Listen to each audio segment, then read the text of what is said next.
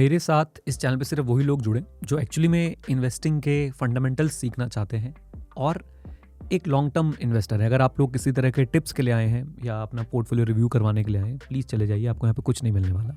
ये कहने के लिए बहुत हिम्मत लगती है कि प्लीज़ चले जाइए, यहाँ पे आपको कुछ नहीं मिलने वाला। बट मैं चाहता हूँ कि सिर्फ 100 लोग देखें इसको, सिर्फ 100 लोग, लेकिन पूरा देखें। और 2025 का ओवरऑल हमारा एक ही नारा है कि हम लोग अपनी फोकस को बढ़ा पाएँ, अपने फोकस करने की एबिलिटी को इंक्रीज़ कर पाएँ, राइट। तो शुरू करते हैं आज के इस बेसिक एपिसोड को, जिससे आप लोगों को एक ऐसा लेसन मिलेगा कि आपकी इन्वेस्टिंग स्ट्रैटेजी पूरी सिंप्लीफाई जो है वो हो जाएगी, राइट। उम्मीद करता हूँ कि अब जितने लोग जुड़े हैं वो पूरा एंड तक देखेंगे। सिर्फ 100 लोग चाहिए मुझे, सिर्फ 100 लोग, मुझे इससे ज़्यादा लोगों की ज़रूरत नहीं है, लेकिन वही लोग जो जेन्युइनली इन्वेस्टिंग सीखने में इंटरेस्टेड हों।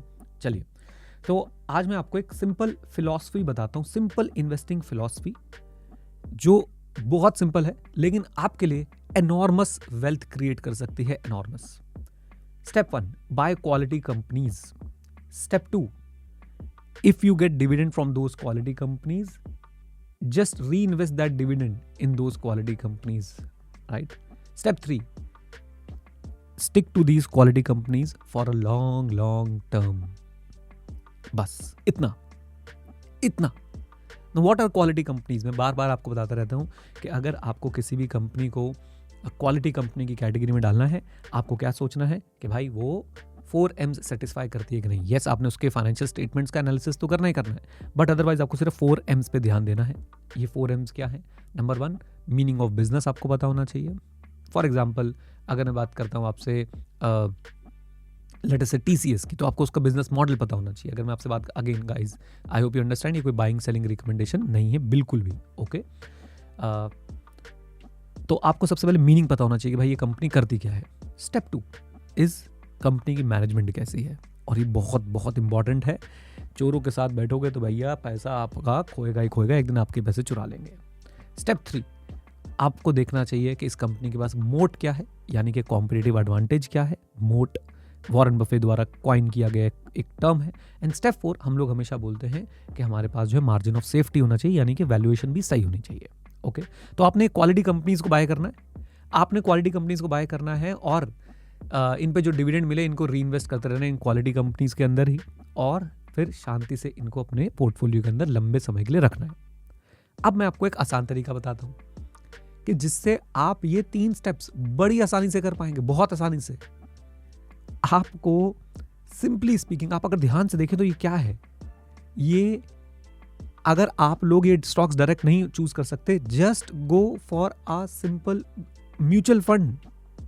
एक अच्छा म्यूचुअल फंड जिसके AMC आपको समझ आती हो, जिसके मैनेजर्स आपको समझ आते हो, उनके मैनेजर्स के बारे में पढ़ के आपका थॉट प्रोसेस उनसे मैच करता हो, वो आपके लिए काम कर देंगे यार। मुश्किल से 0.6-0.7% का एक्सपेंस रेशियो लेके वो आपके लिए काम कर देंगे। वो आपके लिए ये सिंपल इन्वेस्टिंग स्टेप्स जो है वो ले देंगे। लेकिन ये बात आपके दिमाग में नहीं जाती है।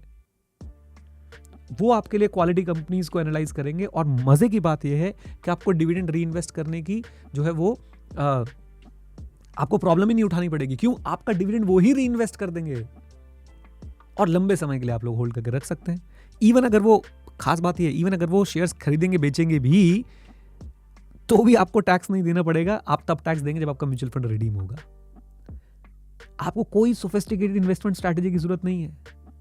आपको सिर्फ चाहिए डिसिप्लिन, आपको सिर्फ चाहिए पेशेंस, और आपको सिर्फ चाहिए कि भाई ये विजडम कि आप जो हैं इन चीजों को फॉलो कर पाए। दैट्स इट, बस दैट्स इट। तो ये है आपके लिए एक मंत्र कि आपने क्वालिटी कंपनीज बाय करनी है, उन पे जो डिविडेंड आए उन्हें रीइन्वेस्ट करते रहना है, और लंबे समय के लिए उन कंपनीज को रखना है। अब अपनी इन कैपेबिलिटीज को रिकॉग्नाइज कीजिए कि आप क्वालिटी कंपनीज अगर बाय नहीं कर सकते हैं, तो आप सिंपली एक मैनेजर्स के ऊपर रिसर्च करें, म्यूचुअल फंड मैनेजर्स के ऊपर, जो म्यूचुअल फंड मैनेजर आपके थॉट से आपको मैच करता हुआ लगता है, राइट। और उस म्यूचुअल फंड के बाकी ऑब्वियसली फंडामेंटल भी चेक करिए। उसके बाद आप लोग इन्वेस्ट कर दीजिए उस म्यूचुअल फंड के अंदर। वो ये तीनों स्टेप्स आपके लिए लेते रहेंगे। Yes, it is that simple as that, right. And yes, obviously मैं अपने बारे में ज़रूर बताऊंगा। मैं म्यूचुअल फंड्स के बारे में सिखाता हूं। मेरा एक अच्छा पोर्टफोलियो बना हुआ है इक्विटी म्यूचुअल फंड्स का। एंड अगर आप भी सीखना चाहते हैं तो हमारे साथ जुड़ सकते हैं। कोई फोर्स नहीं है, बट आप भी अगर सीखना चाहते हैं तो हमारे 4 days लाइव जो सेशंस हैं उनको आप अटेंड कर सकते हैं, और उसके बाद हमारी कम्युनिटी का पार्ट आप बने रह सकते हैं। चलिए, तो ये था आज का मैसेज। उम्मीद करता हूँ आपने एंजॉय किया। और प्लीज़ इन्वेस्टिंग को सिंपल बनाइए, कॉम्प्लिकेटेड मत बनाइए। Thank you very much, stay connected, stay here, जय हिंद। और हाँ मित्रों, सीखते रहें क्योंकि सीखना शुरू तो जीतना शुरू। Bye bye and take care, God bless you all.